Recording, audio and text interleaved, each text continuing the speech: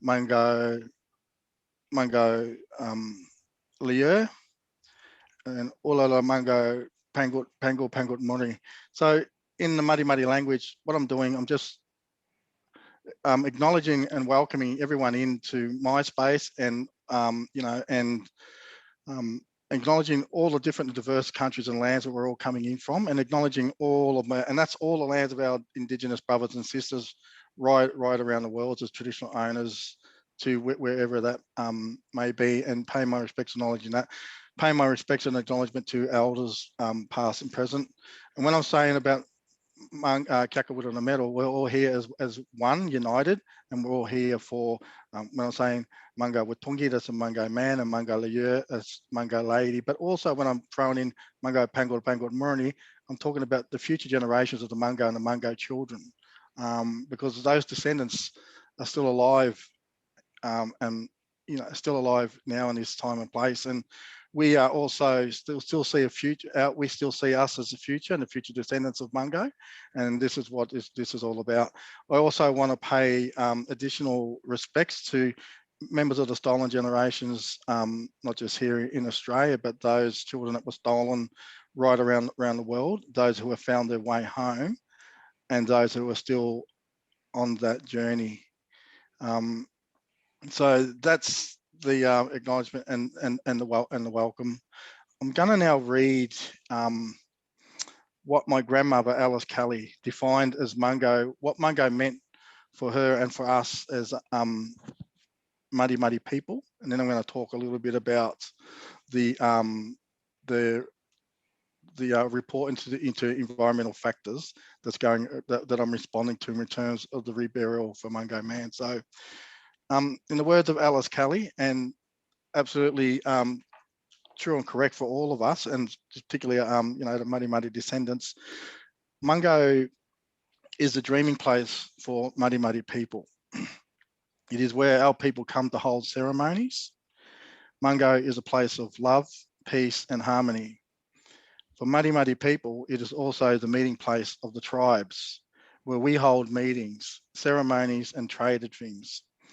The Muddy have a long association with the Willandra Lakes and Mungo, long before the white settlers came through this country.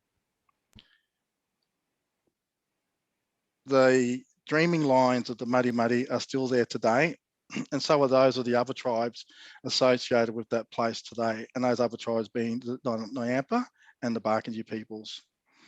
Mungo is the most cultured place as it reflects the past of the people and the land. It is a place that requires respect. It is a creation place where all things were brought into being. We realise today that this is the place where people and land become one, where our people walk with the spirits of our ancestors. Today we look at this place and we belong. It is a place where all our concerns and worries disappear.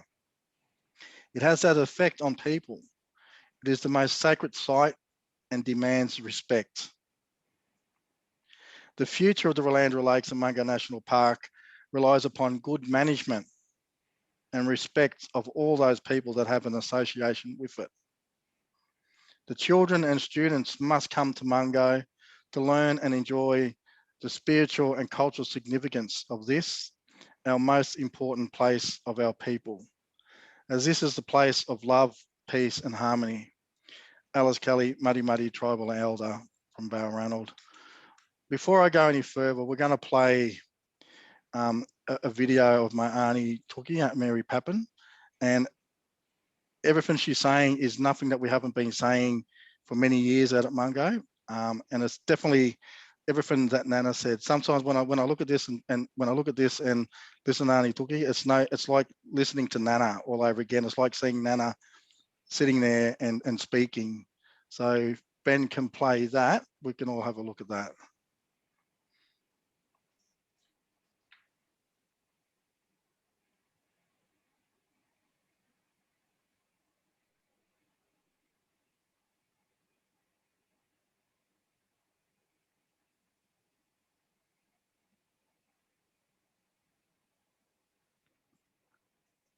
Thanks, Jace. Just getting that done now. All right, thanks, Ben. Screen sharing.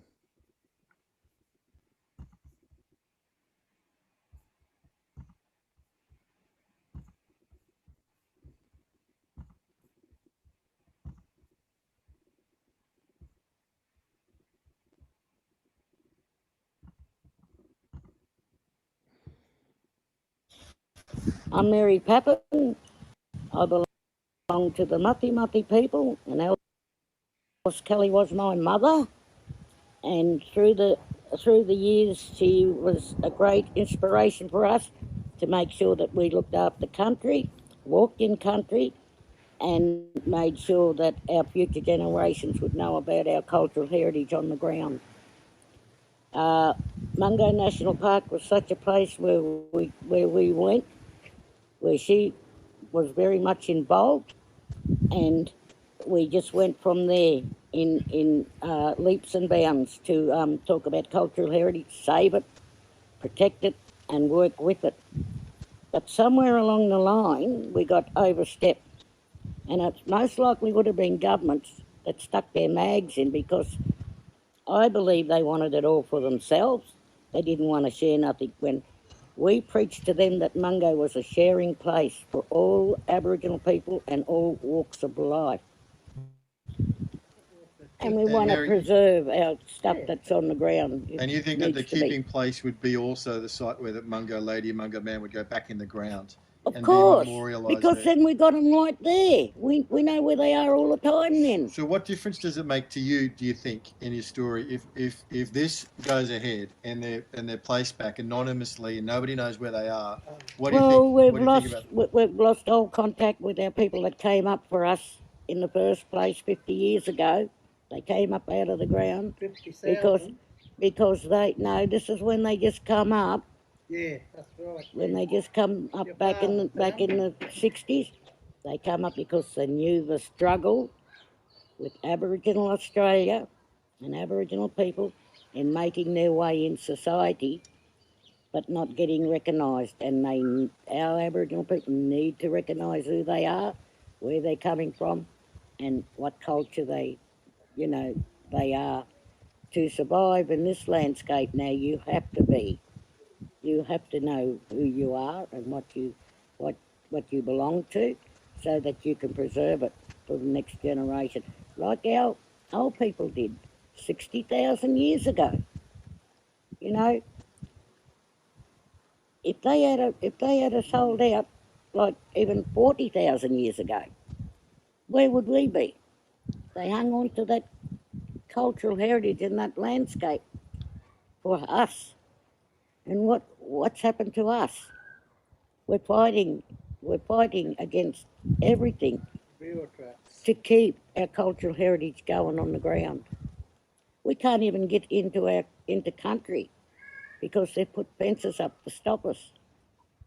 Unless you're there for a reason, they don't want you there. So Mary, you're calling for, what would you like to see when Mungo man and Mungo lady are returned to the soil, reburied? What's your vision? What would you like to see? They can't go back in the ground until after we get our keeping place, because that was the idea of making sure that the keeping place was going to be the place where they should go, back in the ground behind the keeping place in that landscape. That's where it was going to be. And, we didn't want them locked away and buried so that they could never be seen again. We want them there where we knew they was safe, where we could keep an eye on them and look after them. But we also knew we'd need them one day to explain to the rest of the world just how precious these people were to us, in showing the rest of the world that our landscape was older than, the millennium. We were so proud of those two people, and there's more out there. I admire Mary's courage and position of Don't forget about the passion of my people. and her attitude to recognising her mother's importance in this whole story, and the other Indigenous groups who are in this landscape.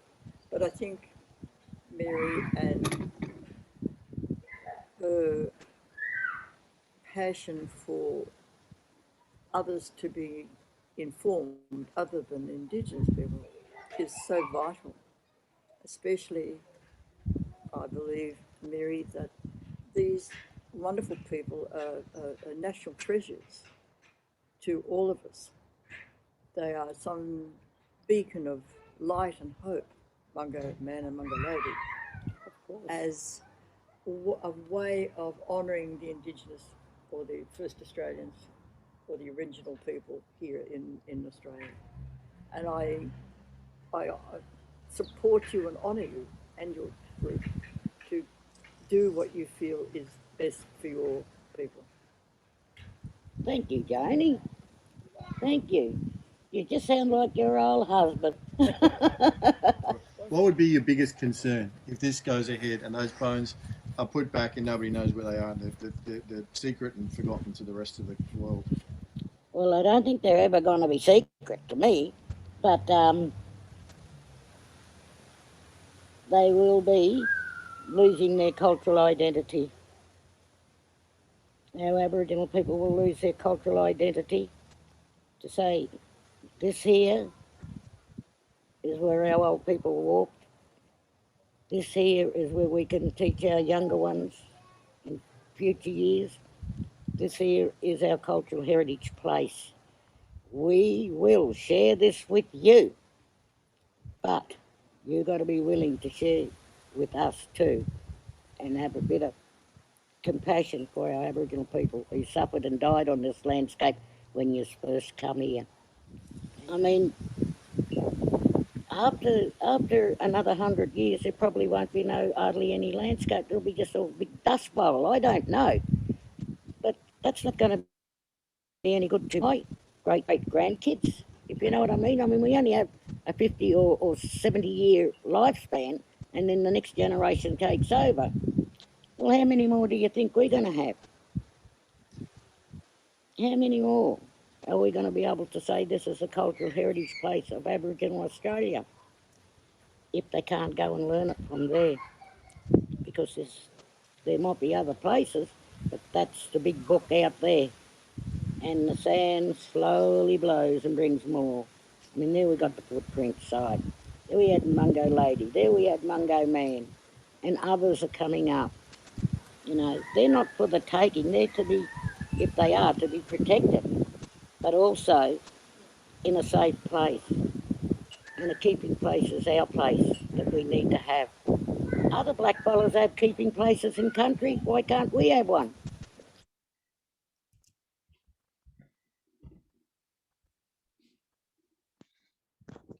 So there you go, Arnie took you just like listening to Nan. I'm going to now just do just a short response to, so what this is all about and what I'm responding to is that, and I'm a member of the AAG as a councillor, and my father's here as part of the group, and I'm a councillor for my father as one of the members of the AAG. I've been involved with Mungo pretty much all my life, and I know the history when it comes to decisions and outcomes.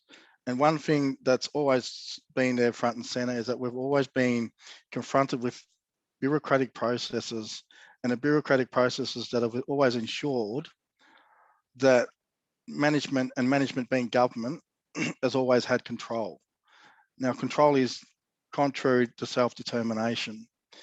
In the last 2 years that I've been out there, one thing I've always been advocating for and really standing my ground on is the United Nations Declaration on the Rights of Indigenous People. And then as Mungo, as a UNESCO World Heritage Site, standing on and being guided by and insisting that practice be put in place that are aligned to UNESCO policy for engaging with Indigenous peoples.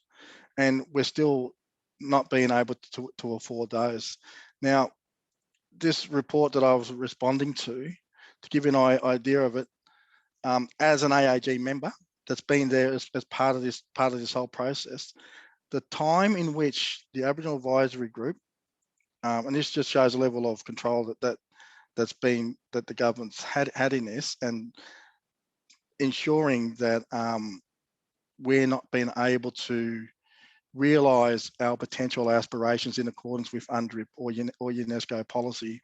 The time that we've had since the final draft on the review of the environmental factors in Melandra Lakes Aboriginal Ancestors Reburial Project 2021, we were given a hard copy at a meeting, and then there was a PowerPoint presentation that lasted 13 minutes, and that was it.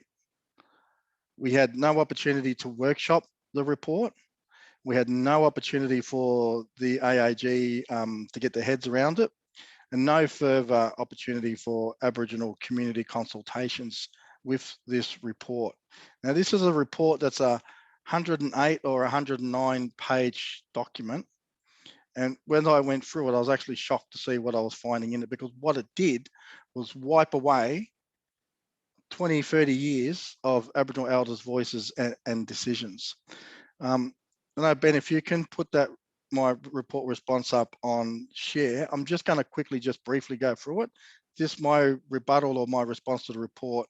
It's not the 109 page report. It's just the parts that I'm refuting, and really just sticking to the facts and the factual evidence, and the facts from not only the minutes I was in, but it's also recorded in the previous minutes, which I was fortunate enough to still have a hold of.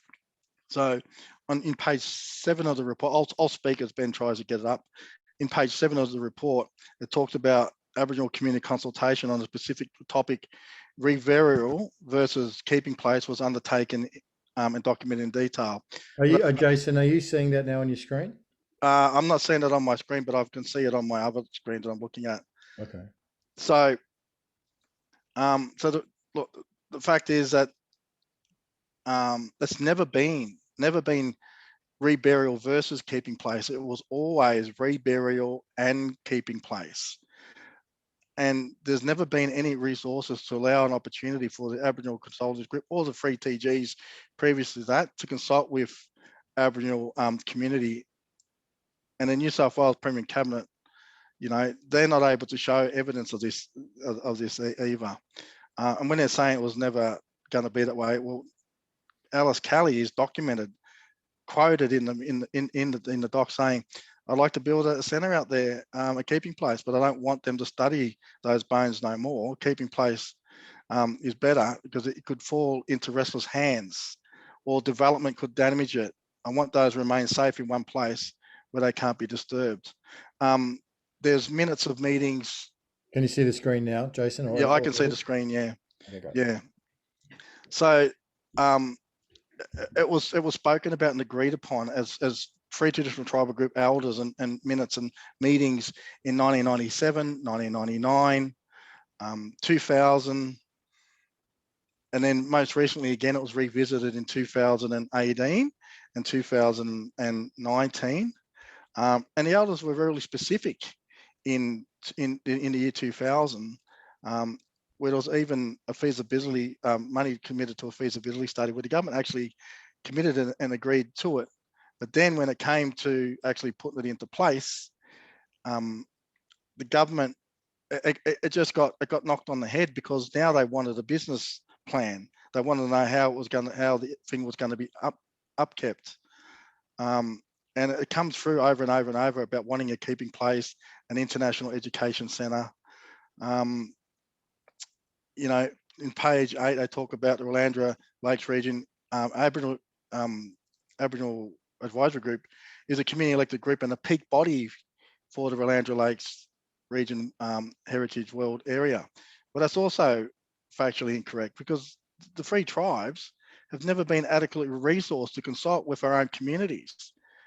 So we can't be defined as a community elected peak Aboriginal body. Yes, we are peoples from the free tribes, but we've never been resourced to meet this criteria. And there's no evidence to support this, other than there's no other minutes from community meetings or meetings outside of the free TG or the AAG meetings. So traditional owner community members outside of the AAG, there's no fault of the AAG too. I'm not putting, I'm just highlighting the failures of government. And we've never been provided, the resource opportunity to participate in setting policies or making decisions, like I said, through no fault of the Aboriginal community, because we're not being afforded the rights in accordance with UNDRIP, and we've been denied any opportunity for free, informed and prior consent with decision-making processes at Mungo. The report also talks about The proposed activity will also fulfill the long-term aspirations and wishes of the Aboriginal community of the free traditional tribal groups. Well, that's factually incorrect, because the long-term aspirations of the free traditional tribal groups has always been for cultural and economic self-determination. We drafted a letter to the Minister as recently as 2019 talking about those aspirations for a keeping place, for an international education centre, culture centre, the memorials for Mungo man and Mungo lady. Now, we put up, we sat as the AAG, it was agreed that we would write a letter. So we voted amongst ourselves that we would write a letter, and I would write the letter on behalf of the free tribes. And we put it back to the full Willandra Lakes Committee, and that's made out all the other stakeholders, local government, scientists, tourism, parks and wildlife, office environment and heritage, various other government agencies. Now, when we went to present that letter, and the idea was us to talk about our aspirations again and revisit it, and then have the Willandra Lakes Committee write a letter of support for us. We were then told by the government, by Parks and Wildlife, that the Aboriginal Advisory Group is appointing. I'm going to go word for word now because I'm looking into the response to that from Parks and Wildlife. AAG is appointed by New South Wales Parks and Wildlife Service to provide advice to National Parks and Wildlife Service on Aboriginal cultures, heritage matters in Willandra Lakes region World Heritage property, including Lake Mungo National Park. As such, it is not appointed to provide advice direct to state or Commonwealth matters, and is therefore outside of the AAG. So now we're being directed and saying that we have no self-determining rights, and we can't write in accordance with UNDRIP or UNESCO policy directly to the ministers. We've got to go begging to the government agencies and all the other stakeholders out there to see if they're willing to support us in these matters. The end result that we did write to the Minister, Susan Ley, and I'm just going to read little bits of parts of that, talking about we wish to open a dialogue to discuss our hopes and aspirations for a world-class culture centre at Mungo National Park. We talked about how such a centre would not only be a place to showcase the richness of Australia's Aboriginal history, it will also be a place of healing, a gift to the world that all Australians can be proud of, and a further step towards reconciliation. I don't really like the word reconciliation. I like the word transformation, because I see the powers, and I see the power of us coming together for these, and Mungo being a place of healing has been a place of transformation. And this was already agreed and drafted and done through the AAG in 2019. Talked about this is in accordance with the legacy of our founding elders of Mungo, Auntie Alice Kelly, the 1988 NAIDOC National Aboriginal Person of the Year, Auntie Alice Bugme, Auntie Alice Elsie Jones, Auntie Tibby Breyer, who were the matriarchs, and significant others that followed them and forged the path we find ourselves on as continuing at Mungo as the free traditional tribal groups. The story of Mungo man and Mungo lady will be at the centre of such a place, with memorials recognising the significance of their story to prove to the world that we Aboriginal people are and forever will continue to be the world's oldest continuous living culture. We spoke about how we, the Aboriginal representatives of the Mutthi Barkindji and the Ancestral owner group of Mungo, acknowledge the importance of non-Aboriginal sites in Australia that have been realised through significant government financial backing. We also seek to highlight what we consider to be a significant imbalance between Aboriginal rights and obligations and non-Aboriginal rights and obligations with regard to our sacred sites and non-Aboriginal sites of significance. We were seeking support in addressing this imbalance. We highlighted the recent $500 million commitment from the government to the National War Memorial, the $50 million allocated to the redevelopment of Botany Bay, including $3 million for a statue for Captain Cook, the $100 million on the St. John Monash Interpretive Centre at Villers-Bretonneux in France. And we did not disagree on previous government spending and commitments with other Australian sites of significance, but we felt it was time to now honour the Willandra Lakes World Heritage Area, Mungo Man, Mungo Lady, and Aboriginal Australia for the betterment of all Australians. So we talked about that. We talked about the benefits for all Australians and for everyone in the world.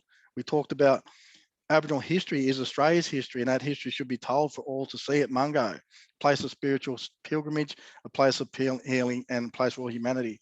Now, the minister's response was just to refer it back to Land Lakes Heritage Committee again, who once again directed us that we don't have the authority or the thing to write to ministers because we're appointed by them. One thing that they've never ever paid respect to is that there is not one single Aboriginal tribe in Australia that has ever ceded sovereignty. And the Muddy Barkindji and Nyampa peoples are free tribes that have never ever ceded sovereignty.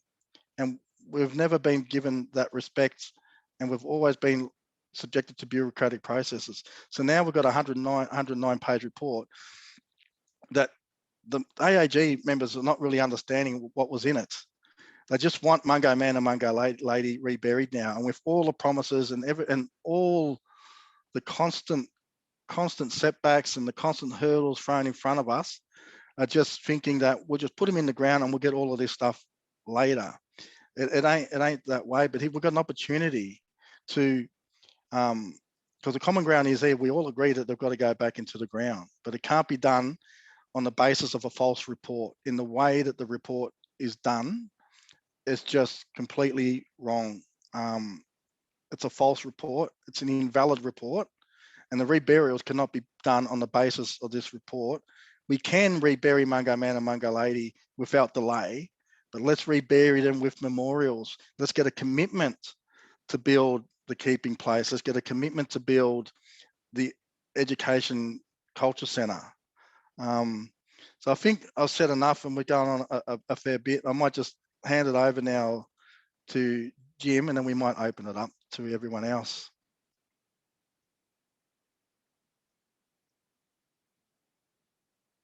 Well, thank you, Jason. That's very thorough. And I'm going to send a link to your comments on the proposal here in the chat, so people can get it and take it and share it and look at it on their own way. And I'll also put a link here in the chat to the referral itself, as well as a link to the place where you can comment. We can discuss the mechanisms of comment as well. So thank you, Jason, Kelly. Only Vicky Clark wants to come in with a comment prior to Jim. So Vicky, let's hear from you. Let's unmute you. Unmute me. Go ahead. Thanks, Ben. It's hard to get a gig here, I tell you. God, I got to put it into the chat. I got to put my hand up a long time. I just wanted to say, because I've been part of this journey too, and Jason, you were there too. Jim, you were with us, and we were sitting in the at Mungo in the staff quarters there, you know, where they all have their meetings, and we had an architect wanting us concept designs. And we were giving him all these concept designs. And the World Heritage Foundation was going to back this keeping place that my nan bloody well wanted. I want to know, where did that fail? There's a real question to ask between the relationship between those, the architect coming out and talking to us, the World Heritage Foundation going to fund this keeping place and raise the funds for it. What happened? There's a real question there. Jason, you talk about government, but I reckon there's accountability that needs to be taken into place with that World Heritage Foundation. And Jim, you were there. You were with us side by side, you know? So I just want to know what happened between that. Auntie Maureen, who lived in Sydney at the time, lived around a corner from that foundation office. She was our representative and had continual relationships and meetings, and she was going to be communicating all the time with them. That all fell apart. So what happened with the World Heritage Foundation supporting the keeping place in the name of Alice Kelly? That's where we should be also looking to. Danny, you were there. Where's my Uncle Danny? You're here. I can't see on the screen at the moment, but you were there too. When we were doing these, they were doing design concepts. It was going to be over at the looking place there. So what happened? I can answer that. No, Because, no. Well, Jason, that'd be good if you can answer it. well, the response that I got, Well, where did it fall down, the Jason? response that I got is that when the government or Parks and Office of Environment Heritage looked at it, they wanted to know how we were going to maintain it. And so essentially they wanted us to develop, they were looking for a business plan, and they decided it's not within their remit. And so they decided they would just pull it out from underneath us. Yeah, but Jason, everyone to have anything that you build like that around tourism, whatever, keeping place, it's a norm. You have a business plan. Why weren't we invited to create a business plan? Why weren't we invited to be part of that business plan, to create a business plan? There was no invitations for meetings to develop a business plan around that. We knew what we wanted. You know, we knew. But there was no invitation after that. Did they think we did not have the capacity to do that? I don't know. Why wasn't there that invitation to develop that business plan? That's a question we need to be asking them. They failed us. They're the ones that bloody well failed us. Was that World Heritage Foundation? No one else. Oh, well, there's government too, and all that sort of thing. They're the ones that failed us. They gave us lollipops. You know, we're all out there, Mungo, bringing our dreams under the aspirations of Nan, and nothing. We got sour bloody lollies, nothing. Yeah. Sorry, Ben, I'm done now. Yeah. I get angry about this stuff. Before we go to Jim, I just want to make one more comment around our experiences. So we put a resolution up only in 2019 to the full committee around developing a 30-year plan that would deliver on self-determination with yearly and 5-yearly goals and targets, with ultimately to deliver on self-determination for the free tribes out at Mungo. That resolution was done, set up properly through the correct channels, was put on the agenda. It got to the item, it got taken off. The Relandra Lakes full committee of all those who didn't vote on that resolution. It came out to being some of our members being hounded out about, what do you want in the culture centre? What do you want? What do you want it for? What's going to be in it? It wasn't even about that. It was resolution for self-determination. So that was one thing. Another one was that when I was looking at the previous minutes, we put up a resolution for an independent report to be done on the Aboriginal voice that's been happening at Mungo right from the beginning with the bureaucratic processes.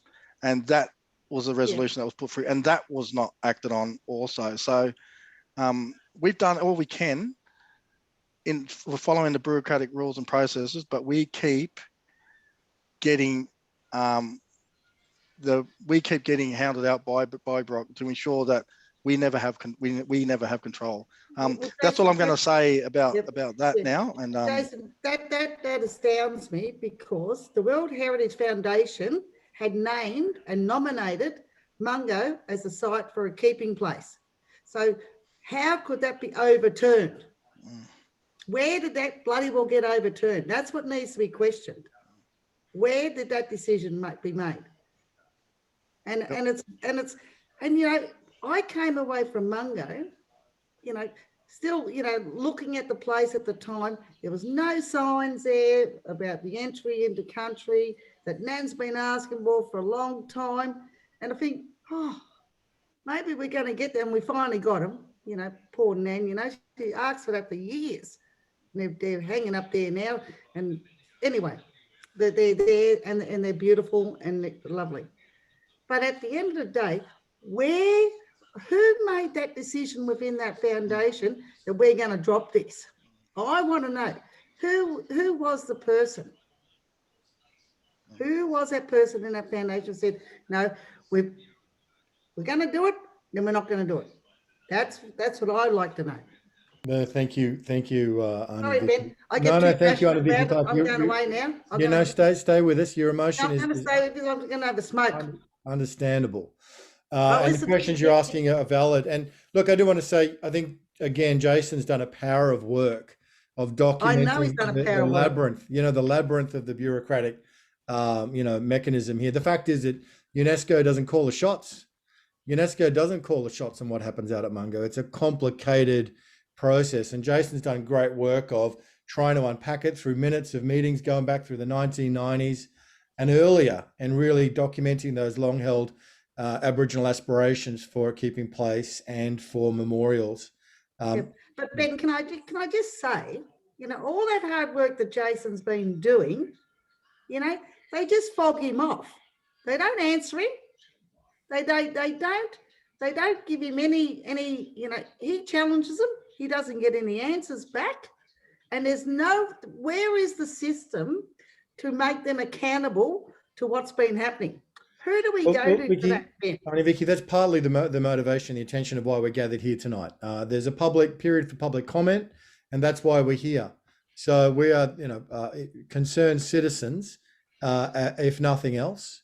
But this is the process, and Jason's, kind of doing the work and guiding the way as to how we can step through the diplomatic, bureaucratic minefield.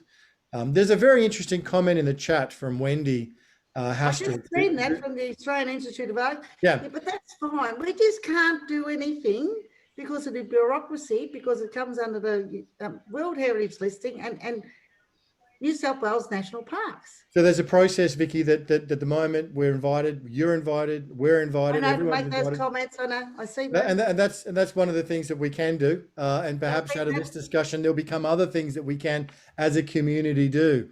Obviously, that's part of why we're gathered tonight. So, look, in the interest of moving forward, and we'll have more time for conversation as we go around.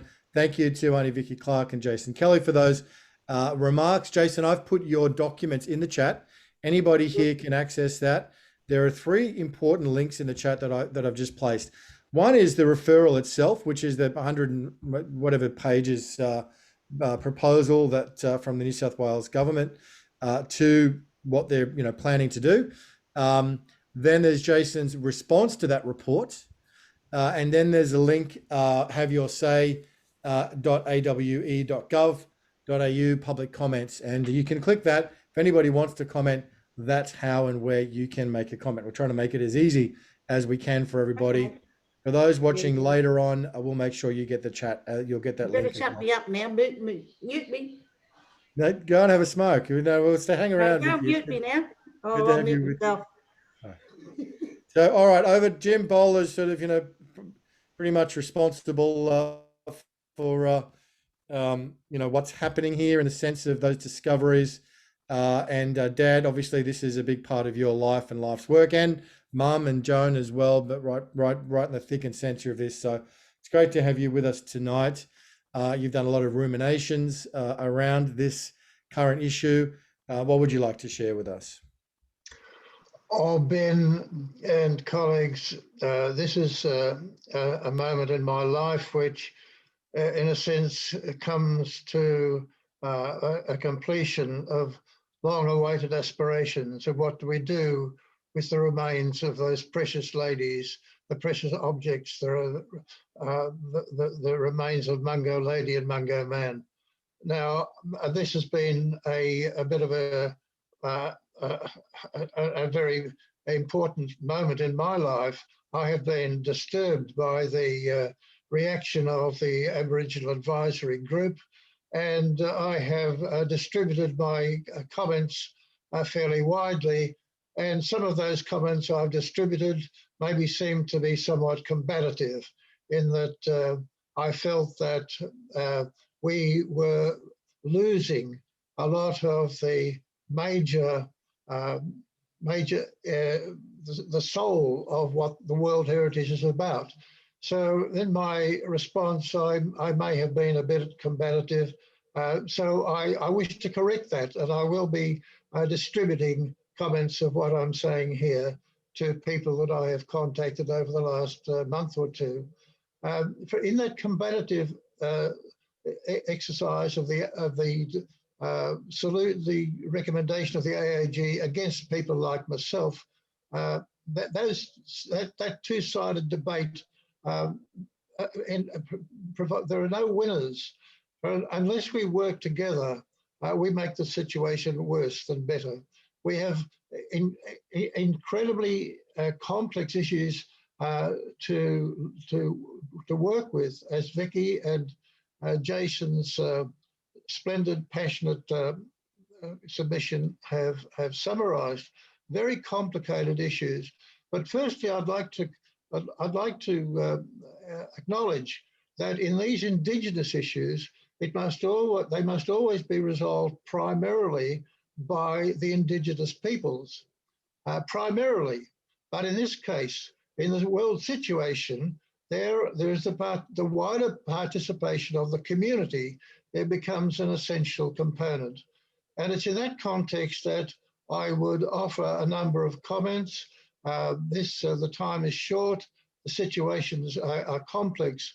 But in the documents presented to us, there are a number of serious errors which we don't have time to analyse today, and in opportunities for individuals to make their comments. Those errors, I can just identify several of them.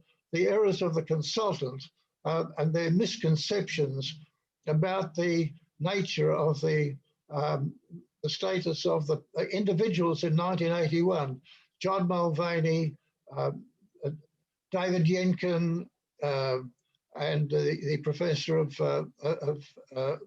zoology, Ralph Slatcher. They were committed to the UNESCO criteria and very careful to incorporate the basic concept of extraordinary universal value. That has been reconstructed or not understood by the consultant. Consultant further failed to recognise that those two individuals, Mungo Lady and Mungo Man, were the jewels in the notion of outstanding universal value, the very basis for World Heritage inscription.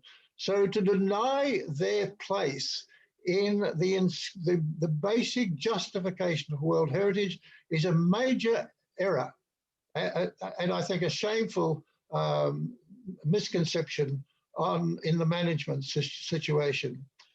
The complication is further complicated by the errors of the committee, who capitulated entirely to the erroneous views of the consultant and presumed to produce the document to which Jason has referred, the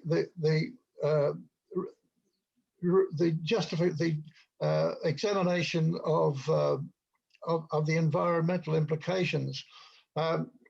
They introduced in the notion of confidentiality, secrecy, in other words, which is highly inappropriate in a World Heritage context where the community have a right and proper role to be both informed and where appropriate to contribute. So there are serious errors in the notion that the World Heritage will have no impact if you go ahead and destroy those sacred jewel items of those burials. To claim that there will be no World Heritage impact is utterly false. So additionally, the notion that there should be no visible gravestones, that there should be no memorial sites where visitors can return and contemplate the contribution of those iconic individuals of 40,000 years from Australia's past. The lack of that, to deprive people of that opportunity is quite contradictory to the very notion of World Heritage celebration. Finally, the environmental factors, the story of climatic change, the amazing situation of the Australian landscape, the landscape which tells the story of those people, that has almost passed without comment, and erroneous comment as it happens in the way that document is presented. So they're slightly negative components, but out of all of that, I see the opportunity that the Aboriginal Advisory Group have offered us. We don't agree with many of their contributions, but this is a moment where we are all invited to share what is common. And as Jason has indicated, there is much in common. There's more in common than divides us. So it's in that context, I believe we have to identify what we share in common and build on that concept. Jason has identified the essential nature of the educational component. It remains a central priority, uniting the disparate groups. We all agree on that educational component. The preservation of memorial status, although there may be no visual gravestones, the very notion of memorial, as Jason and Vicky has outlined, is fundamental right across the cultural divide. Acknowledging the debt to ancestral people, that's an acknowledgement that all Australians have to make. And in that context, it is the voices of Mungo Lady and Mungo Man that stand out in an outstanding manner to remind us what we have done, of what we have done to their land, what we have done to their people. The reburial of their remains without any memorial status would be a total negation of the sacred nature of those ancient people who have returned to guide us. So now this requires community support, and it's in that context that we are all invited to return, to make comments to the Commonwealth Department at the moment. And in so doing, I would express my gratitude to the Aboriginal Advisory Group for bringing these issues to the table. It's been 40 years since the 1941 inscription, and we have lived long awaiting some sort of resolution to the future of those human remains. We have now been given an ultimatum. Either we face up to producing a positive response, or they will be buried and then virtually out of sight, out of mind, they will be destroyed. That would be a travesty on Australia's record of heritage preservation. I think it would be a legacy of shame. Now, there's one additional aspect which has been very much neglected.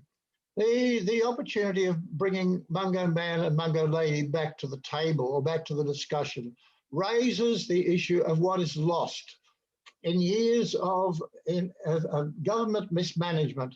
For the last 8 years, there's the dialogue with the New South Wales Government has completely ignored any attention to natural heritage. The very foundation of the World Heritage inscription was based on joint cultural and natural. The natural issue has remained absent. We have lost the attention to climate change.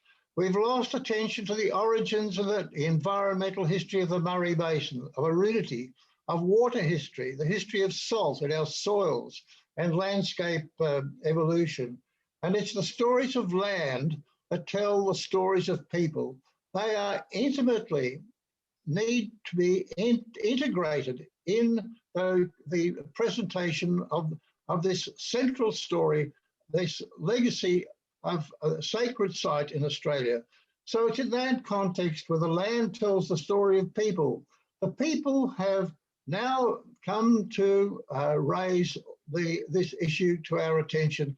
We owe that debt to the people, to the Aboriginal, the ancestral people, to the Aboriginal Advisory Group, but we now have to face the reality that the New South Wales Government, the management or the mismanagement to which Vicky has referred, has now to be under public scrutiny. And it's not only New South Wales, the Commonwealth Government has sat idly watching while this whole heritage issue has almost evaporated in the hands of New South Wales, particularly over the last 8 years. So in that context, that we have to consider this rare opportunity. It's the one opportunity. There is no turning back. It is now the moment of change, the first moment in the future of the imagination towards what that inspirational opportunity of the great Mungo vision. This is a painful process, but it is an opportunity we cannot afford to miss. It requires a serious consideration from many members of the community to salvage the great stories that these ancestral people have come to share with us.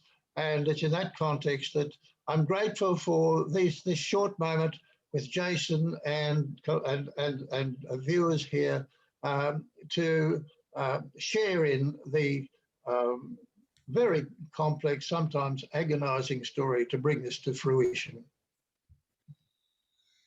Thank you, Jim. Thank you, Dad. It is a labor of love and a labor of giving birth of some kinds, and seeing you in the throes of the challenges of many decades is has been very tough. And obviously, Mum and Joan has been right there by your side the whole way.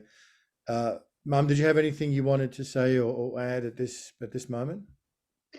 Thank you, Ben, but I think I've said mine with Mary, and my passion and commitment and respect and love for the Indigenous people is obvious. And I do think what Jim said is certainly what I absolutely support and concur. And I feel that at this moment is a special moment for all of us to make good choices.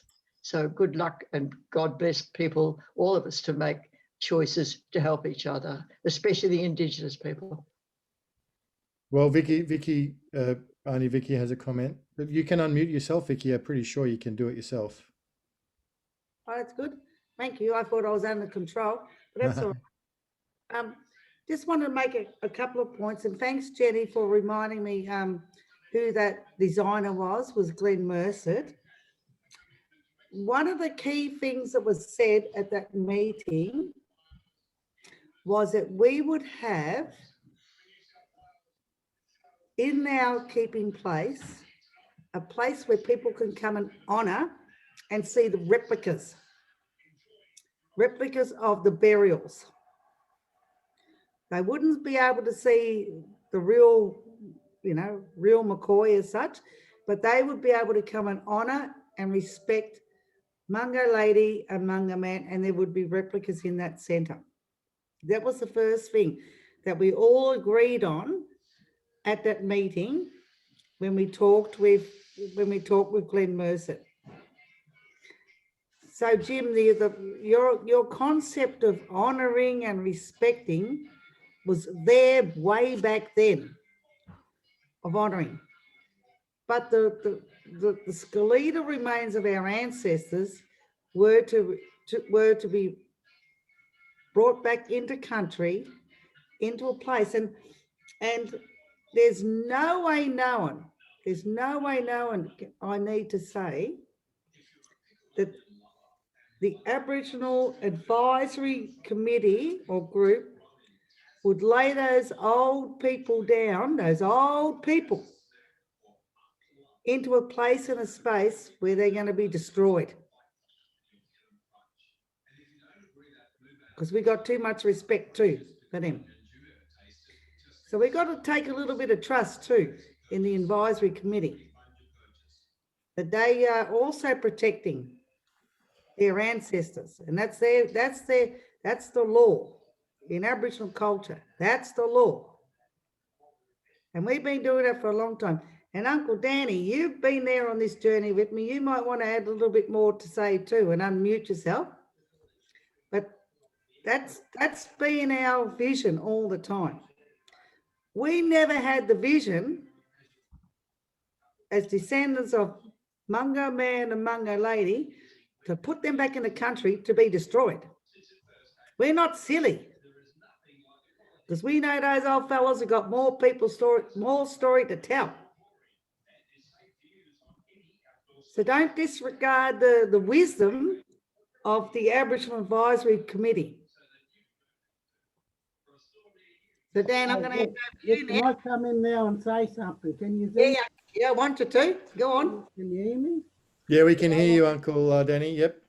I've been on the Mungo 3TG committee going back years ago. And when after Mum passed away, they established the Joint Management Committee for Mungo National Park. And at that joint committee, we had representation, 3 from each tribe. We had our 3 councillors on each. But it gave us an equal decision making around that table at that time of the running of the park, the Rolandra, and we had that equal decision making. Over the years, it faded away and they gave us a lesser role and responsibility with the advisory committee. And we are reminded, we are there to advise the minister or whatever the government is. Right? We're not there to think and be creative. And talking about keeping place, I remember when we did one before this last one. And look, there was a lot of old people around then. That's not here today. That had input into that keeping place. And we thought that it was going to be, out there with this keeping place and doing our cultural business and things like that with education. Also not forgetting too about the sacred of the sacredcy of the place, of spiritual connections and all of that. All these things just faded away over the years, and I think that they thought that we're going to be blown away like the dust, forgotten. But however, we keep coming up. So I just want to let you know that because our inspirations, go back a long way, and they never ever, come to sit down and implement it and give us a start, and give us a start. And we are still today talking about the same thing that the old people talked about 40 years ago. And they might have talked about it, but they never ever got it actioned on from all the minutes of all their meetings. Nothing ever got action. So here we are today fighting for the same thing. Uncle Danny, would it be fair to... God's going to be walking with us, I'm telling you, because these fellas, they like a mob of bloody Judases. So Uncle Danny, thank you for those comments. And would it be fair to say that you're not supporting the current proposal to return Mungo Lady and Mungo? Of course I'm supporting it. Why wouldn't I? No, the government proposal, the current one, to return them without any memorial and without any keeping place whatsoever. Of course not, because these are our ancestors and they are our people of the world, They can't bury them in secret. No. We want if anything, we want a national statewide funeral for these fellas, They are more than just a what do you call them, actors or something like that, or cricket players, So I think that's really clear, Uncle Danny and Auntie Vicky and Jason, the views that have been presented here. And I think it's probably important to talk to Jason. It's not just your family that is objecting to this. There have been other objections from both Nyampa and Barkindji leaders and members of the AAG who are also not supporting this current proposal. Without speaking on anyone, but I can give so when that letter that we wrote to Susan Lay, one of the old elders from the AMP elders, Uncle Roy Kennedy, I wrote that letter. I made sure I rang him up. I sent it to him in the mail. When he got it, I rang him up again to make sure that when he got it, and we went through the letter together. And he was excited about it. He was thinking, maybe here, finally, here's the potential for change. Here is something for us to have that experience. A lot of other people, a lot of other mobs are going back and saying, we're not getting no information at all. There's no information coming back from outside the table at Mungo to all the other traditional owners that have interests in there. So we're failing in the free, informed and prior consents. We're all on the same. One thing I want to be clear, we're all on the same, we all want the same thing. Those decisions that Dad was talking about when those old people were there in the 90s and in 2000, when it was really crystal clear around the keeping place, the culture centre, the memorials, the reburials, they keep coming up, it was if they keep throwing at us as if it was a keeping place versus memorials. There was no such thing.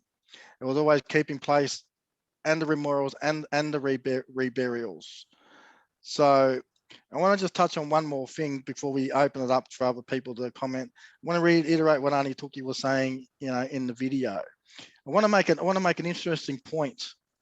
Mungo Lady presented herself the gym in 1968. And Auntie Tookie talks about they represent the struggle. They represent the struggle of all Aboriginal people and to make your way into society. And they talk about they represent, it's important to know who you are and where you're coming from and the culture that defines you. So when Auntie Tookie talks about that, Nana and Auntie Tookie always talk about, it's always been Mungo Man and Mungo Lady is not for us, it's for future generations. That was crystal clear. I want to make the point, being 1968 when Mungo Lady first showed herself. It was 1 year, probably less than a year after the 1967 referendum that gave Aboriginal people that we were finally counted in the census. We were no longer considered and came under flora and fauna. We were classified as human beings. And less than a year later, Mungo Lady presents herself to the world for exactly that, to represent all Aboriginal people and represent the struggle of all Aboriginal people. And they'll also continue to represent, they must continue to represent that struggle. And they must always be the centre for the identity for all future generations. And they deserve to be honoured and they must be respected. Thank you, Jason. Thank you. And, we're gathering right now because there's a reason why we're here right now. It's because this window of public comment is open. So, getting this directly from you, Jason, and Vicky, and from Uncle Danny, I'm sure is motivating and inspiring. And thank you, Auntie Vicky, for your passion and your fierceness and ferocity. It's important for us to feel that. This matters a great deal. It matters a great deal to so many of us, and to hear your kind of feelings around it are important. So I just want to deal with the technical thing first, Vicky, if I can. Just deal with the technical thing, and I'll come to you after that, okay? There's an opportunity to make a comment on the referral. We do have Simon Molesworth QC here with us, and I want to get skillful here because this is the link where you go to comment on the referral. And I got to say, it's not too difficult. There's name, email address. There's this question that I want to ask Simon about. And then you've got 500 words that you can write, and you can add attachments. So when it says, do you consider this a controlled action? First instinct would be to consider a controlled action as a positive. But when I looked it up, it seems, Simon Molesworth, that a controlled action is a negative. Could you just speak to us about this definition? Because it seems to be pretty important that we understand what this question means, Simon Molesworth, if you would be so kind.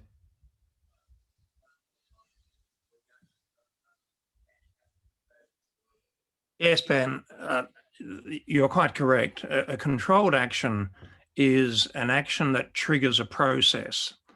In other words, when you've got an item or a place, property, that's listed under either the as national heritage or world heritage, under the federal legislation, the Environment Protection Biodiversity Conservation Act, If it's not controlled action, it means that it's not effectively an endangering process. So what is being proposed can occur without it going through the process of examination. But if it is a controlled action, it means it must go through a technical process. And the technical process involves, amongst other things, this referral process that which is underway right now. And so the answer that I think everyone that I've been hearing this evening would give to that question is to say, yes, I consider it to be a controlled action. And that is, it's an action that should be controlled, and therefore to vary it, to take a step which might jeopardize that controlled action, needs the permission of the process. Now, the old process used to be via the federal department, straight to the federal minister. But we have, in the case of Willandra, an effective delegation to the New South Wales government and New South Wales minister with the management plan and the Aboriginal Advisory Committee. And so in the process that's been gone through with the various documents that have been provided to us indicates that it's essentially being led by the state government process, the National Parks and Wildlife Service, which has the on-the-ground responsibility for management, with the advisory assistance of the committee. But yes, it is a controlled action, in my view. Now, the complication is that when one reads through much of the paper, and this is the consultants that have given advice, they have formed the view that, in fact, the reburial of the archaeological remains will not run counter to what the objectives were of that World Heritage listing. And they've done that in a very, what I might say, a clever interpretation, which I originally didn't anticipate.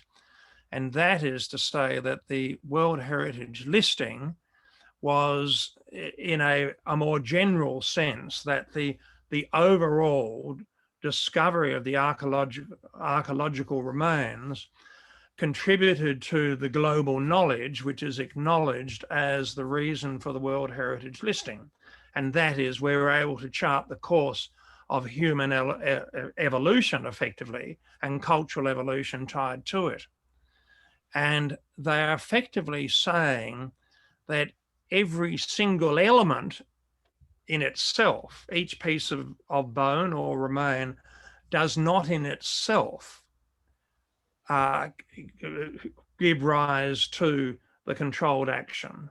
It's the overall designation of that evolutionary history or path that was identified by the discovery, and then the knowledge that's flowed, that is the World Heritage listing. And so the argument basically is that you can actually rebury these remains in the ground because we're still left with the knowledge that arose out of the archaeological discovery that occurred. And they say that the traditional owners were never in doubt as to that significance. And there was effectively a coming together of Aboriginal law, the storylines and the archaeological discovery to effectively the coalescing of knowledge. And that latter Aboriginal knowledge that will not be lost. And they're saying, nor will the scientific, archaeological, anthropological knowledge be lost, because it will be in the ground, but not destroy the scientific knowledge that's been discovered. And the second plank to that argument is to say that because there are more and more skeletal remains being uncovered by the eroding processes, there is not a termination of the process of scientific investigation, because it will be able to be continued by reason of the new remains emerging on the surface. So they put all these elements together, and they're then saying that, in fact, although technically it's a controlled action, the minister, the final decision maker, ought not be concerned because the very reason for the World Heritage listing will not be affronted. It will not be undermined. And that's their argument. Seems very The counter. difficult question. So Go ahead. The I difficult just question. absolutely incredible. How would any Aboriginal person be able to interpret it that way when it's a tick a box? Yes, well, Investigation. the ticking in the box. Astounding.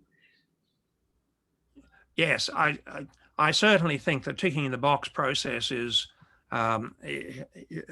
well, it tends to distort the process. And my own view is that all the persuasive submission should be made irrespective of whether that box has been ticked one way or the other, because it's the submissions that go in the next questions in that response that will count. It would be appalling if they have said, oh, all right, this submitter has ticked the it's not a controlled action box, therefore we'll ignore all that follows. It would be appalling if that approach was taken. And I can't believe they would do that. Well, you got no guarantee on that though, Simon, have you? We don't know. No, I haven't. Simon was very kind to offer some language around what people may wish to comment on the referral as a controlled action, and some ideas to put in your own words. And we've obviously added, first and foremost, the account Jason and Vicky and Danny today, that it's not in accordance with long-held Aboriginal aspirations. I mean, that's really first and foremost. And I think that is something that has been documented, is a very strong argument to make, going back to Alice Kelly and others. But even just intuitively, I mean, I wouldn't want my mother or father or grandparents to be stuck in the ground now with no, sort of memorial for them. I mean, there's not a lot of honoring in that. I mean, there's, I think, I guess technically, while we have you, Simon, before we open it up for wider public comment, is there anything else, advice you could give to the group here and those watching later as to what would make an effective comment at this time? There are two critical points. The first point is that the entire World Heritage Convention is predicated on the argument that once a place is listed on that convention, the global human community has agreed that you are dealing with internationally significant heritage that belongs to the global community. In other words, it is that international perspective which is the overriding context. It's not national, it's not regional, it's not one ethnic community. They're basically saying it's heritage of the entire humanity of the globe. That's the first point. The second point is that, and one can go right back to the debates that brought it to bear the convention, that brought it into the UN process. And that is that it is an intergenerational safeguard, because the concept was that this heritage, which belongs to the whole of humanity, does not just belong to the current generation. It belongs to successive generations going into perpetuity into the future. And therefore, any decision that is made must be made in the context of that intergenerational perspective.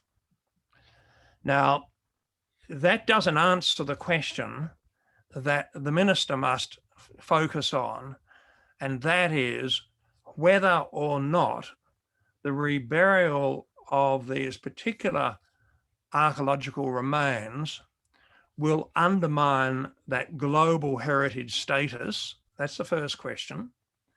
And whether it will curtail the prospect of future generations to share the opportunity in that intergenerational sense to honour, to respect, to understand, perhaps to research, but to certainly to be able to embrace the archaeological remains as though they were part of their heritage, not just the current generation, but future generations. And the argument that I see in the papers that are before us from the process that's gone so far is basically to say that this international significance does not attach to every single element, every single bone. It attaches to the whole picture that emerges from the research. And therefore, Minister, they argue, you ought not be worried because that international significance will not be undermined. And likewise, they say, with respect to the intergenerational equity argument, is that the deprivation of access to the current archaeological remain that is to be reburied will not undermine that process of future generations being able to respect, study, be educated, honour the overall archaeological remains, because there will be others. They will be emerging, and future generations will be able to ask the custodians of that day, whenever it might be, that perhaps we can look at these remains. And I'm afraid I can see that if it was to go up to the federal court, being a very grey argument. And I wouldn't be confident that the minister would lose. I wouldn't be confident that the argument against reburial would succeed. Well, and just to be clear, I think for all of us, Simon, there's no real argument against reburial. It's an argument against reburial without memorial, and that's I think the key issue. But yes, it's correct. But isn't the one of the key planks to the argument is that a keeping place is an appropriate mode of reburial. Mm-hmm. In other words, the remains return to a keeping place that will be forever sacrosanct over the generations, but it will be known and be identified by the traditional owners of where that keeping place is. And at some location, not necessarily like a headstone, but there would be the absolute requirement for a memorial to identify. Yeah.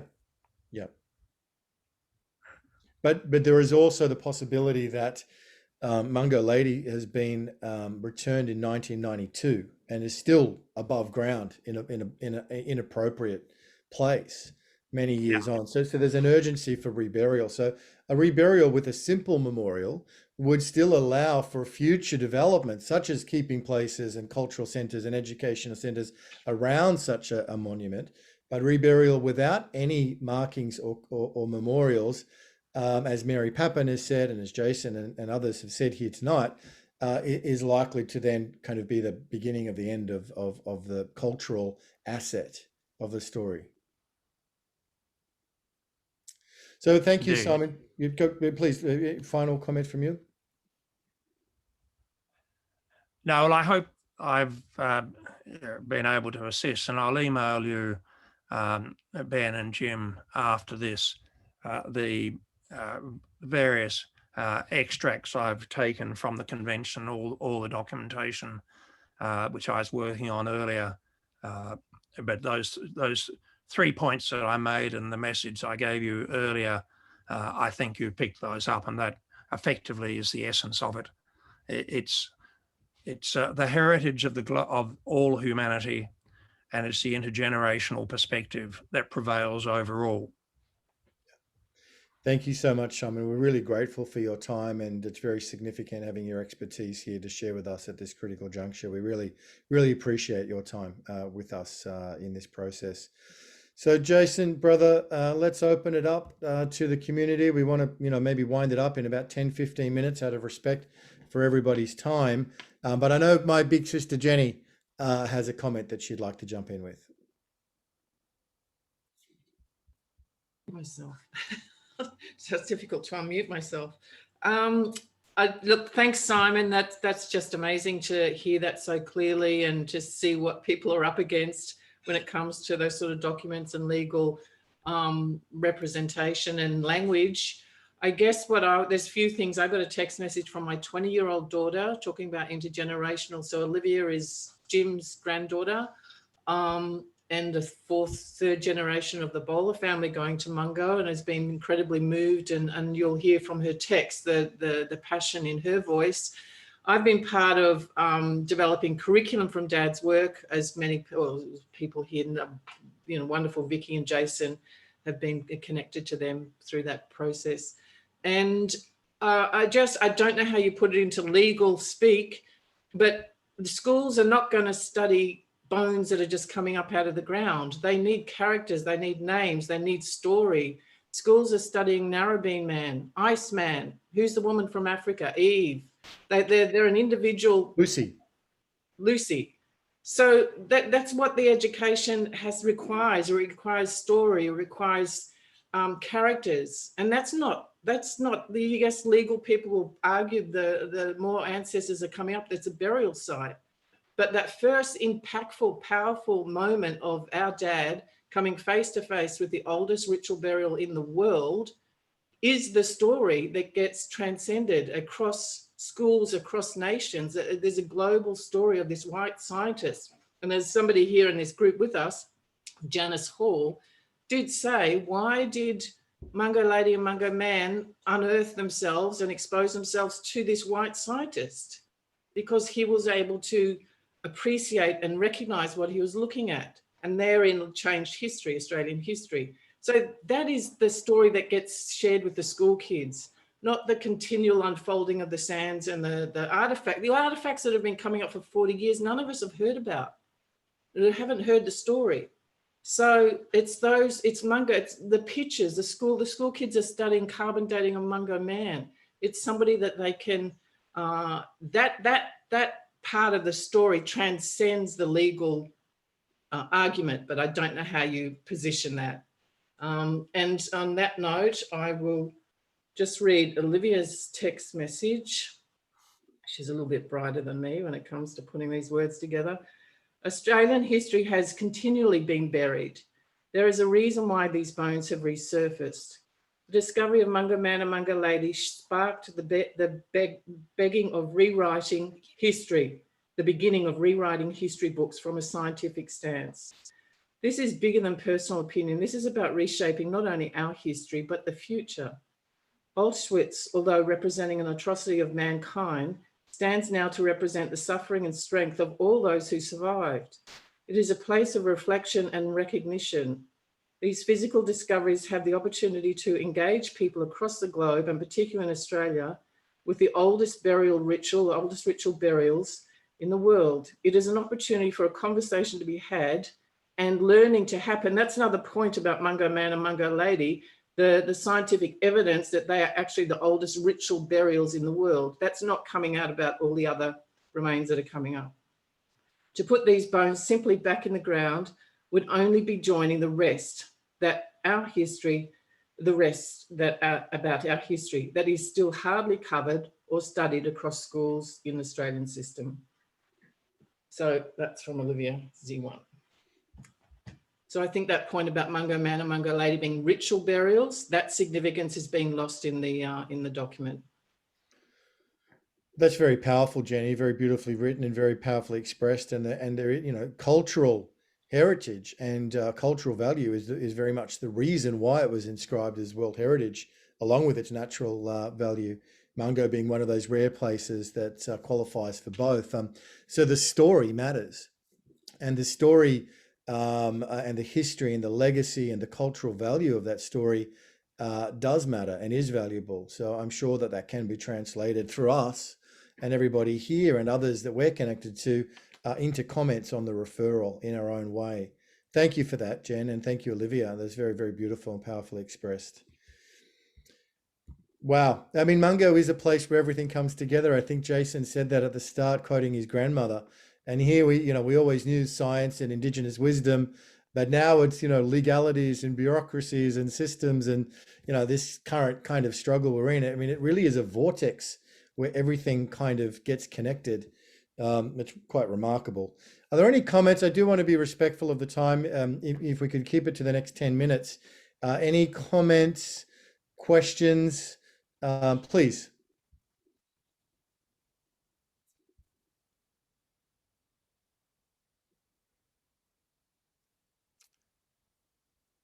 We have Robert Biggs with us, the long-standing creator of the Mungo Youth Festival. I'm sure that you're very passionate about all this conversation, Robert, and no doubt would have some views and thoughts and questions. Is there anything, Robert, you'd like to add at this time?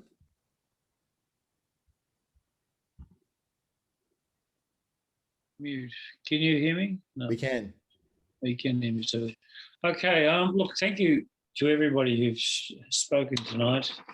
It certainly adds a lot of insights and adds value to the conversation.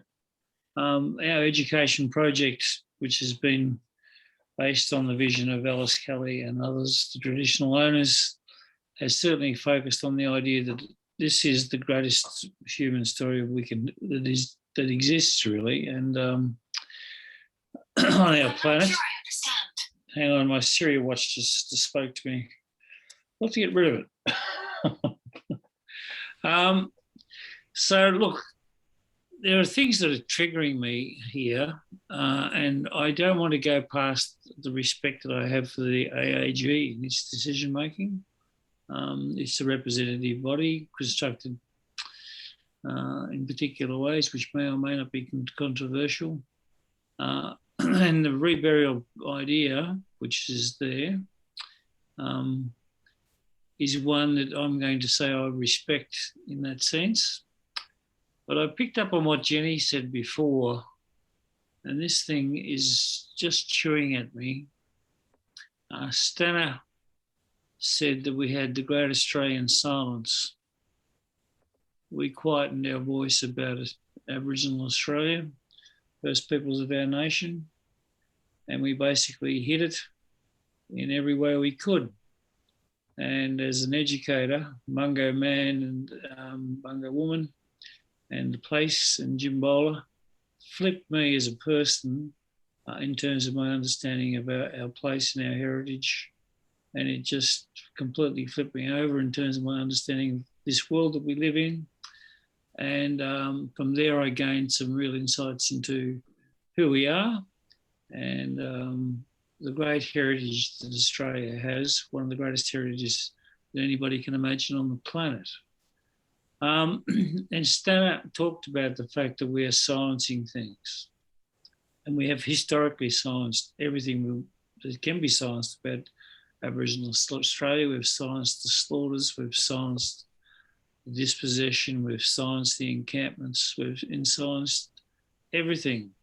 What Mungo man and Mungo woman did, though, was actually flip an insight and a real joy about the fact that there's a real something significant here and it's something that changes our worldview. So I'm saying a fair bit. I really would like to contemplate this idea that we are, if we just have a reburial, then my concern would be that we are ending up with a great silencing of this story. It's not saying I don't respect the decision. It might be the right decision. Can we rebuild education and further knowledge and cultural support? That's a possibility. But I certainly wouldn't want to see us moving down a path which ends up with a complete gradual iteration towards silence, because that is Australia's story. So to get out of being involved in Australia's historical colonisation story, I mean, can we do something which is significantly different than that? And that's the question I would like to ask. And I also note that there's no risk assessment that I know of about reburial just as it is. And if I was to say there was reburial with a monument around it, I'd be very concerned about a grave robber coming into that space and just knocking in and taking things away. I'm concerned about the fact that we have climate change and we have erosion and we have all sorts of different things happening that could actually expose and leave in jeopardy people who we are actually honouring. So these are things that I'm concerned about, and I just wonder how it plays into the situation or the responses that we have. But, you know, for us as educators and as a white person, I have to say that, it's been a great honour to learn about our First Peoples history and the privilege of engaging with people to understand this and then to find a way to share that with others. And let's see if we can do something really positive that has a powerful impact for Australia. Some would say let's be silent and do it quietly, and that's respectful. And I'm not going to be a person who argues against that, but I'm going to be a person who says, let's be careful. Let's see if we can honour something great here. So that's my position on that. Thank you, Robert. Very, very insightful. And look, security is a consideration, regardless of the method. I think you've heard today Vicky Clark raise concerns about security with the current proposal. Even Mary Pappen, who's not on the AAG currently, said, well, the location of those bones isn't going to be secret to me. And, you know, that's a big secret to try and keep. You know, if 5 people know, 6 people know, 8 people know, you know, a few years later, how many people know? Correct. So, that was one of the issues I wanted to get to, Ben, is that that's really an outcome, is that people will know that there is, and over time, that's just going to be a natural outcome. People will actually know. And then you've got that jeopardy situation. So in terms of keeping place offers the place of security. Yeah. And there are some simple solutions. Jason's been talking about simple, you know, cordoned off area in the meantime. We don't necessarily want to wait 5 years or longer to rebury these remains. There can be like a phase 1 that can be secure, simple, low cost, and still allow the possibility for aspirations to be fulfilled long term. Jason. I'll just make one comment with regards to the risk assessment. One thing I did do when we took it back to the AAG before we wrote to the minister and revisited the International Education Centre keeping place and the reburials was one of the things I did present was a risk assessment around reburials without memorials and reburials just out in a second. We talked about, and that was one of the things that was highlighted, the risk, like Nana's spoke about, you know, falling into restless hands over time, grave robbers looking to go to thing. And that was one of the strengths of what led to the outcome. Okay, let's write to the minister and say, if we put them in, let's put them in the ground with memorials, make sure that they're safe, the line of sight, we can control the distance from where people can respectfully pay their respects to. We will control that. We can also look at having the culture centre built and the keeping place of the education centre built that will allow for at a respectable distance on the site that allow for example, people to be in the culture centre and overlook out a window or stand out on a deck and see where Mungo man and Mungo lady are resting. So they've always got that security of being there with that. So there was a risk assessment done in that sense, which led to, but then again, once again, it came back to bureaucracy and government keeping control and just denying, and that's just led to what's happening now, this 109-page report that was done without anyone really understanding the consequences that might, you know, come out of that.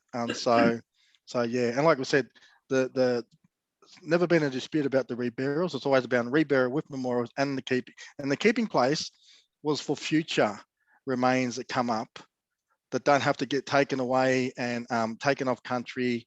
They can be put there if they need to be. If they're studied. We don't know, but then they go back into the ground. But also the Culture Centre for bringing back all of our other stuff that's in museums around the world also. So yeah. Ben, can I just add to that? Sure. Your comment about, low cost, keeping place. Are we not talking about the world's most sacred treasures? Sorry, Vicky, I think you misunderstood. You misunderstood what I was saying. What did you say then, Ben? What I was saying was the part of the concern, which is a legitimate concern of members of the AAG, is we've waited decades and decades and decades, and they don't want to have to wait decades more before they return them to the soil. So there's a phase one before keeping place, Vicky, is simple, secure memorial in lieu of the time it takes to generate, the building, the design. A phase one process, which is secure, which is a place that then a future keeping place can be built on. Yeah. We're talking about the most sacred ancestors of the world. Your father calls them the bookends. Africa and Australia are the bookends. These people need to be entombed in the most highest esteem ever. We seen what they did in Egypt and how they built their pyramids. We need something, I'm not saying we need a pyramid, but we need something as equivalent of as high as, and we shouldn't be cutting costs of any of this sort of thing. This has to be the world-class keeping place in the world. In modern time, can I tell you? We're doing this in modern time.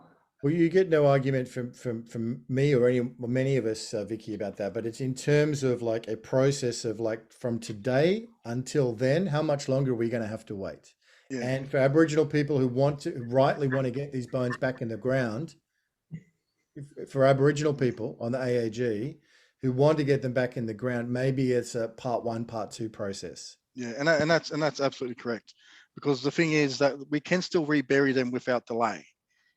But let's rebury them with the memorials and with the monuments. Let's secure them. Let's fence it off. And then let's start talking about the process. Let's start talking about the keeping place. Let's start talking about the education centre, the culture centre. God, I'm going to be dead by the time this happens. Bloody hell. No, that's what we're saying. The reburials can happen without delay. The reburials can happen without delay with memorials.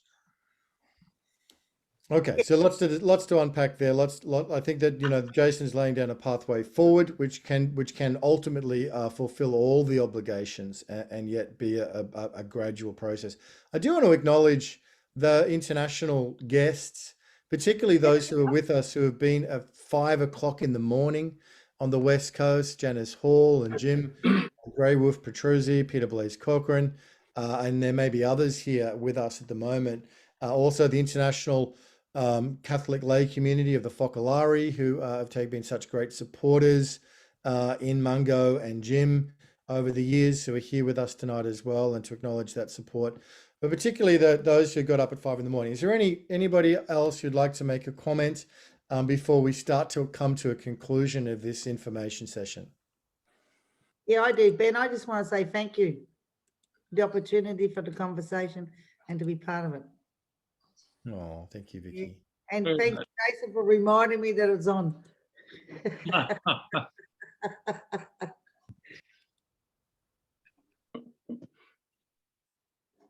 Anyone else who'd like to make a comment? I know Janice has got your hand up. Go on, Janice, jump in there, unmute yourself.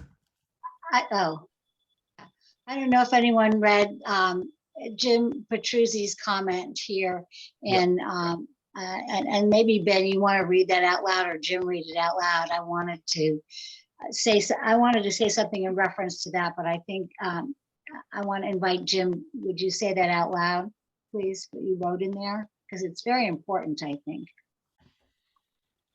Sure. I get the point I was trying to make is, of course, this is incredibly important to the Aboriginal people, and all their wishes should be respected as Indigenous people around the world are dealing with these issues now.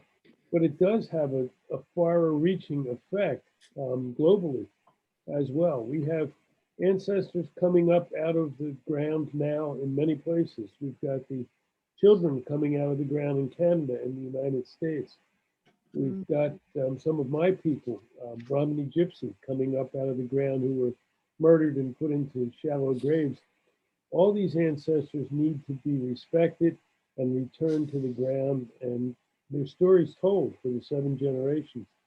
If you all do not become successful in having the Mungo couple respected properly, that reflects globally on all the other Indigenous peoples.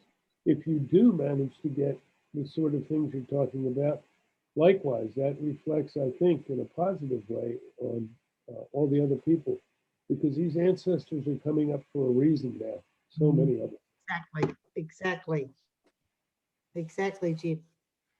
Yeah. And then,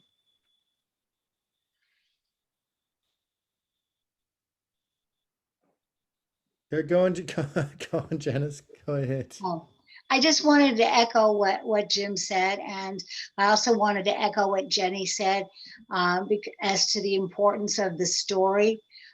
This is a key component of education, and it was the story that got me interested years before I met the Bowler family, and gave me a sense of a larger story of the human race, not just the Aboriginal people. And as a UNESCO World Heritage Site, it does bring the opportunity to bring a deeper awareness across the globe, as well as the long, long overdue respect to the Aboriginal cultures who have been colonized.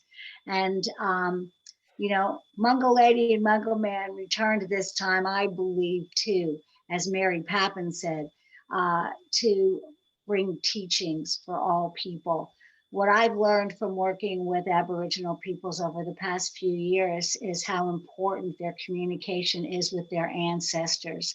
And to me, there couldn't be a more clear communication from ancestors at this time in history that has the potential to unite us.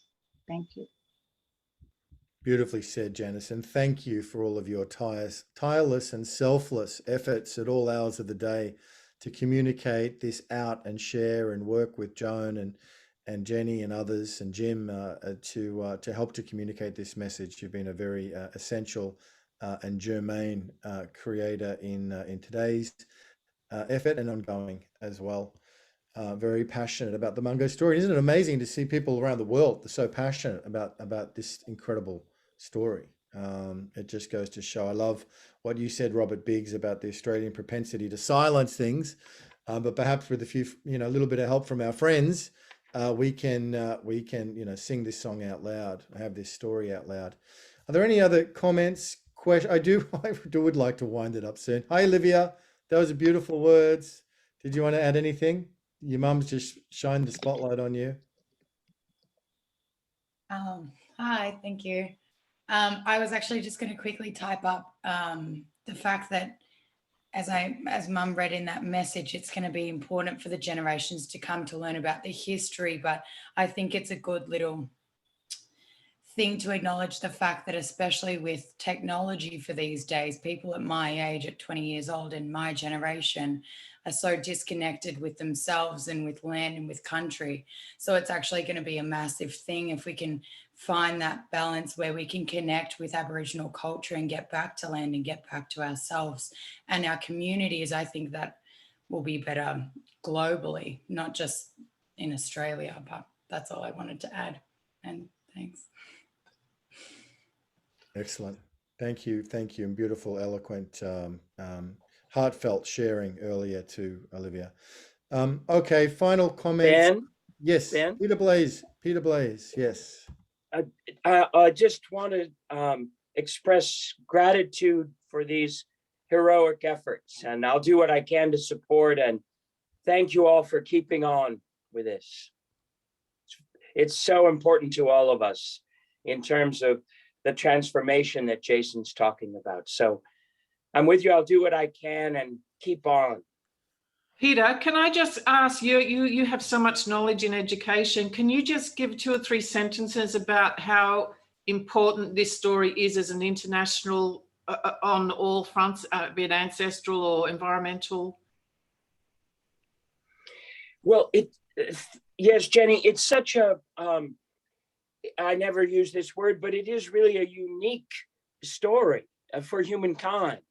And it has this timeliness, and it's come to us as a great opportunity for transformation, for healing, for reconciliation. I mean, I have a sense of responsibility about this story. I think we all do, and Lord knows generations and decades within these families that are carrying it forward. So I think it's an opportunity for education that is very deep and powerful and transformative.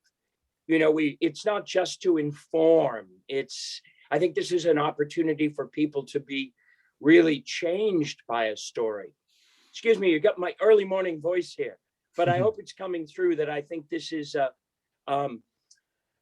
very powerful opportunity globally to tell a story that we need to hear at this time. Yeah, beautiful. Thank you, Professor Peter Blaise Corcoran. And of course, you were there at the return to country of Mungo Man in 2017, which is such a powerful part of this story. I do want to make this point too, which I think is important, Jenny, Jason, and others. Robert talked about respecting the AAG, and I think it's very important that we make this clear. If the AAG was very united and clear about the direction, then of course, you know, there would be little choice but to support them. But that's not the case. We've heard here tonight, Uncle Danny Kelly expressed that he doesn't agree with this proposal, and he's a member of the AAG. There's a recent article in Nature magazine, no less, of Uncle Warren Clark of the Barkenshe, who's also on the AAG, who does not support this proposal. And you have Jason documenting the long-held Aboriginal aspirations, which are very contrary to this proposal, and Mary Pappen as well, as a long-time member of the AAG and senior elder. So I think it's important that we're acknowledging that if there was a clear unitive consensus of all those groups, then of course there would be nothing left to do but to support that. But that is not the case in this case. Can I just make one point of clarification too, Ben? There actually was a united voice for the elders, as you'll see, for those who see the report response, and as because I'm documented minutes from previous meetings also with elders. So there was in 97, there was in 99, there was in 2000, there was in 2017, there was in 2019, but it was government bureaucracy and government controlling, which has now led to where we are now. And this false document that is a 109-page report, it's a document that can't stand up to scrutiny. If something like this was going to be done at a 109-page report, this document fails at the very first instance. And when I've just looked at it, it doesn't stand up to scrutiny. And this is what happened. There was actually that support. If the government had have honoured those, you know, all of those past resolutions, and even now, this wouldn't be a problem. This wouldn't be an issue. It's actually the government having control has created this position that we are in now.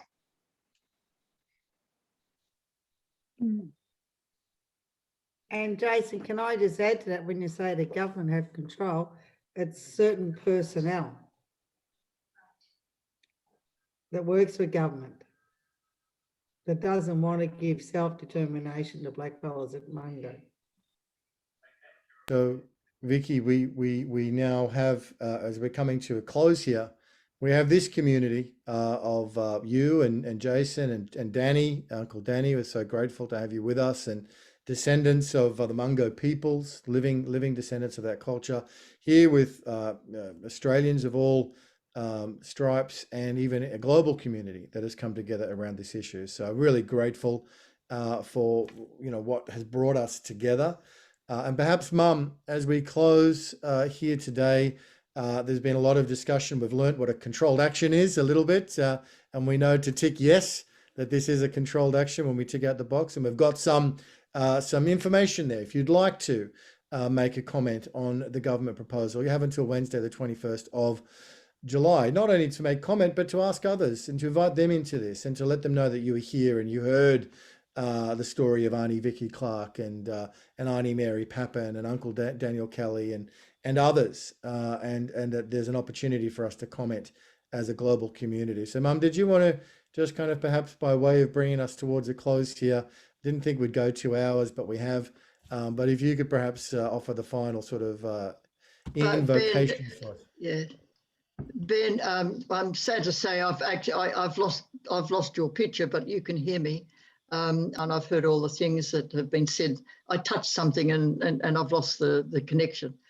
But thank you everybody for your wonderful input, and I think all of the comments have been so wonderfully helpful. I just want to end sort of accentuating the importance of those two people, and particularly Mungo Lady, who was the first to be discovered, and the fact that she was the first cremation, she was the first evidence of modern humans. And I don't know how many other remains are out at Mungo, but I would find it very unusual for them to replace Mungo Lady's position, because she is the leader here.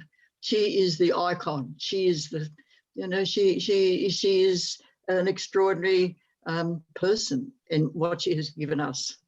So that's my comment, Ben. Mungo Lady is particularly wonderful, iconic ancestor for all of us. So I pray that she will help guide us and Mungo Man to what is the right and proper decision for their future and all our futures. But thank you, Ben, and everybody. Beautiful. Is the old boy still awake? Is he with us? Are you still awake, Jim? Maybe he's there. Yeah, no, look, I think we have shared a lot of passion, and from that there will be inspiration for individuals to make their commitment to the way this process unfolds. And I'm grateful for those who have shared their comments tonight, and to Ben and people who have made the time to share this passionate exercise with us all. Thank you. Thanks, Dad. And I just want to say, look, honestly, thank God for Jason Kelly. Jason, thank God for Jason Kelly. Work that you've done, the heroism, and you're fearless, brother. It's not like you're not up against it from various quarters, but you continue with a calm and meticulous, truthful way, which is really opening the way forward, I think, for this community to follow your guidance, Jason, at this time. So perhaps as we close today, it would be appropriate, Brother Jason, for you to close us. Sure. It's just an honor to be able to, we're all responsible for the legacy of our ancestors, and I'm doing nothing more than just honoring the legacy and just continuing to make sure that we have a voice, and and we it's always a struggle, but we always continue to fight. I think just in closing, I'm just going to go back to what Nana was saying about Mungo. I'm not going to read the whole thing, but I'm just going to pick out some parts. She talks about Mungo. It is our most sacred site, and it demands respect. And the children and students must come to Mungo to learn and enjoy the spiritual and cultural significance of this, our most important place of our people, as this is the place of love, peace, and harmony. So I think it's fitting that we leave it with the words of Alice Kelly and leave it with love, peace, and harmony. Very good. Thank you. Thank you, everyone. Thank you for being with us. Thank you, Auntie Vicky. Thank you, Simon, for being with us this whole time. Thank you, Robert. Thank you, Gloria, Jim, Ron, Danny, Janice, Jenny, Olivia, everyone. Thank you so much. Good night, and we'll see you on the government website. I hope you got the link. Thank you, everyone. Good to see you, Lise. Night. Bye, Thank you, everybody. Ben.